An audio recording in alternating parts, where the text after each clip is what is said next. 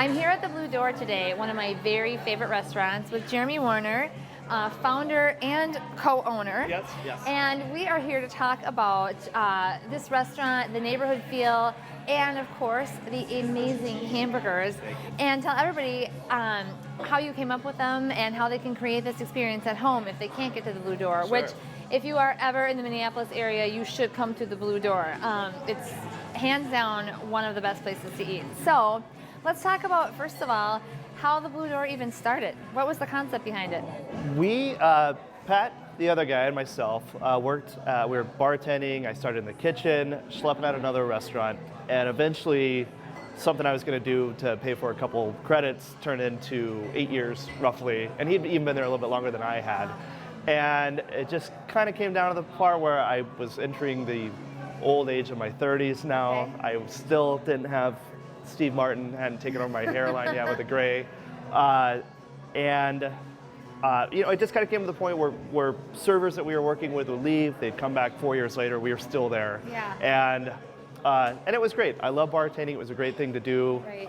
And it just kind of came down to, I knew I didn't want to go back to school.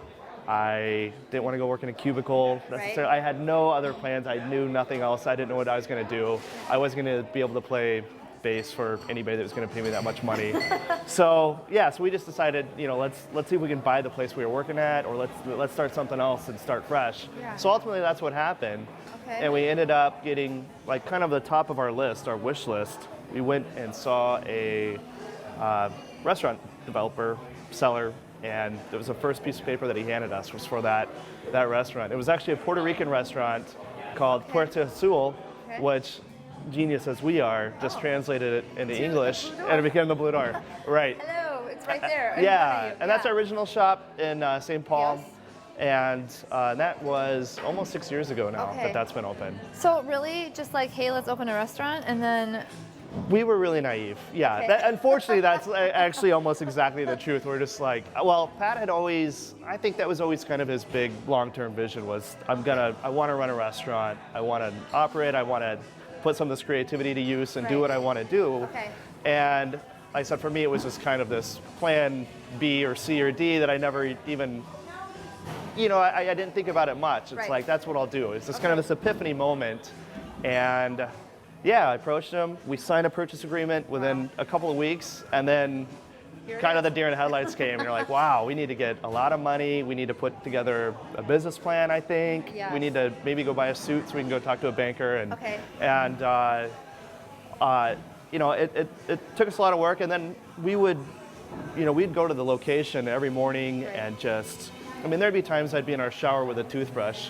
My wife's, don't let her know, to just like clean our knees off and everything. So we could, you're just down on your hands and knees scraping stuff, and and then you'd go into work that night, and then we would bring all these different foods up and experiment in whatever kitchen we had available to us, or grills or backyards, whatever it might be. And that's really inspirational. so it was a really, really wild time. It was really a blast. And I've talked to like Mark, who owns Summit Brewing even, we were talking to him, and he just still talks about like the thrill. He's like, now we're in 25 states, and it's a big deal. But he goes, I remember throwing a keg in the back of a station wagon and trying to get one bar to put your beer on tap, and just what that meant. And it is a really exhilarating time. And sometimes it feels like it was a couple weeks ago. A lot of times it feels like it was just another lifetime ago, really, that all that started. But Well, this location is situated in a neighborhood, which is something I really like about it. Is that on purpose, or how do you choose where you're going to open? This is the second location. Yeah. Well, our first one's a little tucked away. It's still kind of two main streets, but we always wanted that neighborhood vibe to it. And again, kind of going back to our naivety, what we did when we approached the restaurant was like, well, this is kind of what I like to eat, and this is what I like to drink, and this is what I want to listen to and what I want to watch. And we just kind of set up everything in that kind of guise. And Pat had already had a family at that time.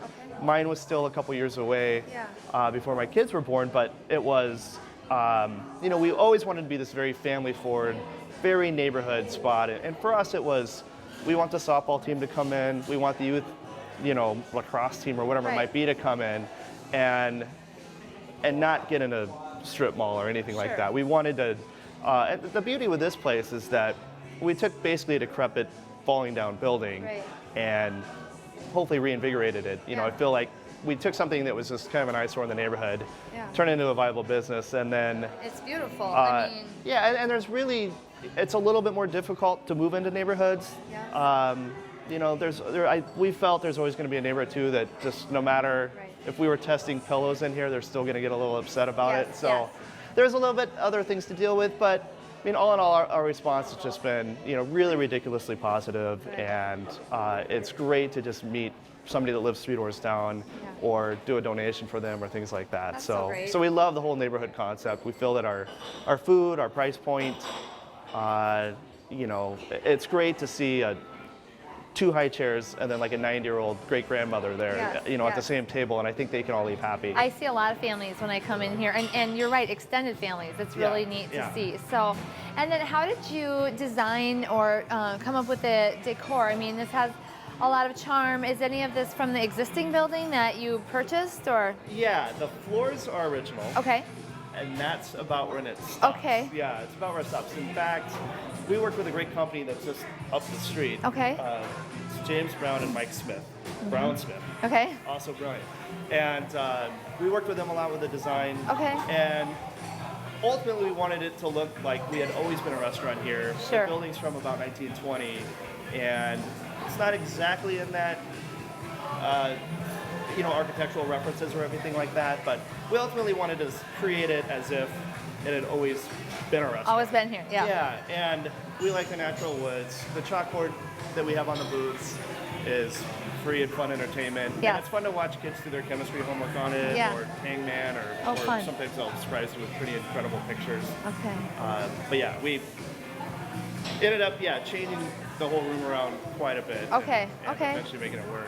Tell me about the mural that's behind us. It is gorgeous. Was that always here, or? We just completed that. Not by we, I mean I had nothing to do with it. Okay. There's a local artist named Eric. I should look it up real quick, actually, what his name is. It's Eric Pearson. It's Pearson, right? Yeah. That's what I thought it was. All right, sorry. That's okay. Cut that out.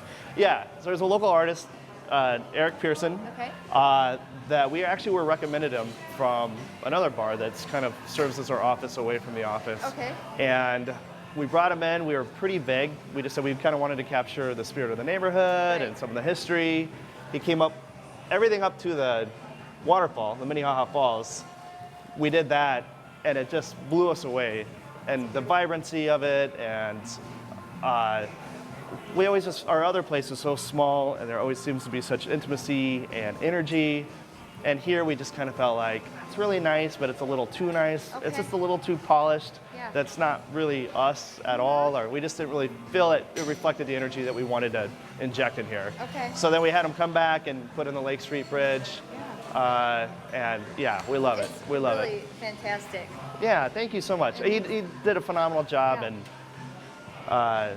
and he still comes in here and eat and everything like that too. So it's just fun to see him. And I always feel like it's very warm in here, but I love the new addition. Yeah, so thank you. All right, let's talk hamburgers. And as you said, your price points are very good. And I mean, the average price point is what? Just for a burger, I would say like $8. They start at $7. I mean, very reasonably priced. Yeah. Well, and just since the beginning of the year, the cost of meat has gone up like 70 cents a pound for us, which at a couple thousand pounds a week adds up pretty good. But we keep them cheap. A couple thousand pounds a week is how much meat you go through? Yes. How many, these are the Blue Seas, which are the stuffed burgers, and then you have your build your own burger, but how much meat is in a Blue Sea actually? Do I want to ask that? Because I eat them all the time. I know when they're all put together with the cheese and everything, they're over a half pound. So we're not using a half pound of meat, but it's more than a quarter. Yeah, half pound of food, So let's talk about these. I mean, you've got the original Blue Sea, which is stuffed with blue cheese. And garlic. And then the classic, and then I love this one, the Humpty, which has the egg on it. How do you come up with these combinations? We felt like when we started off, we're like, oh, we'll do something with pizza. You know, we'll do sauce. You know, and then the more you started thinking about it, like, you know, you can start with a really obvious, we thought, with like a mushroom and Swiss or a bacon and cheese. We'll put it on the inside. And, you know, but then you go eat you know, boon at a Vietnamese restaurant, you start thinking like, wow, this would be incredible. How can we incorporate this? Right. Or, you know, one of our cooks just came up with this incredible kind of a spicy hoisin sauce. How can we do something with that? Okay. And so that's kind of the gist of the building block, where I just feel like you just kind of get attuned to various food experiences. Okay. And you can bring in things, you know, from your childhood or whatever it might be. I mean, a lot of them we feel they're always just kind of sitting there, and you just kind of pluck them out and say, well, yeah of course you should do this. Okay. Well, you know, and we've done, the fun thing is that we'll do a rotating burger. Yes. So if it's apple season, we'll do like a really nice apple compote, or we work with a beer called the Hullabaloo. We make a Hullabaloosie, which is sweet potato, blue cheese. We do like a whip on it, and we just kind of, so it's seasonal, and you just start kind of thinking, and then we just bring in more and more talent that can interpret these pretty, you know, wide-ranging ideas that aren't real focused, and they can provide focus and say, oh yeah, we can do a blackberry mixed with a spicy honey sauce and put that on the side, and it'll be incredible. Yeah, do that. Okay. So that's kind of how it's been working. And I noticed that there's a burger on here called the Cease and Desist. Yeah. Talk to me about that. That was when we knew we hit the big time, was when you get a letter from McDonald's attorneys. So it was always something we would just make in the back and eat, and it was incredible. And Pat, the other owner, got really, really close to a little American sauce, we call it, which is maybe their secret sauce. But so we did that. We have a really good, you know, American cheese, and we always try to strive to have everything as locally sourced as possible, good quality. You know, I think that's kind of the cornerstone of everything we're trying to do, and everything made from scratch. But they said, yeah, it was the McBluesie. Pat's last name is McDonough, so technically we have a Mick. Right. And the Bluesie, we own that word. It's trademarked and everything. Right. So we're like, well, McBluesie, we're totally golden here. Right. And they said, no, we're not. McDonald's. And we didn't even, usually we'll maybe put up a bit of a fight, but with them, they're pretty heavy hitters. They're big head. Yeah, I think they've got offices and offices of attorneys, and we don't like to pay ours that much. So we just said, all right. So then we thought that cease and desist would be a pretty funny, you know, wink and a nudge toward their attorneys. It's also very delicious. It is a great burger. So. Yeah, thank you. Well, unfortunately, not everyone can come here, even though I encourage it strongly. So would you be willing to help me, and I brought my son with today. Come on over, Chandler. Help us learn how we can make these kind of burgers at home? I'd be thrilled. All right, Sounds thank great. you. Let's do it.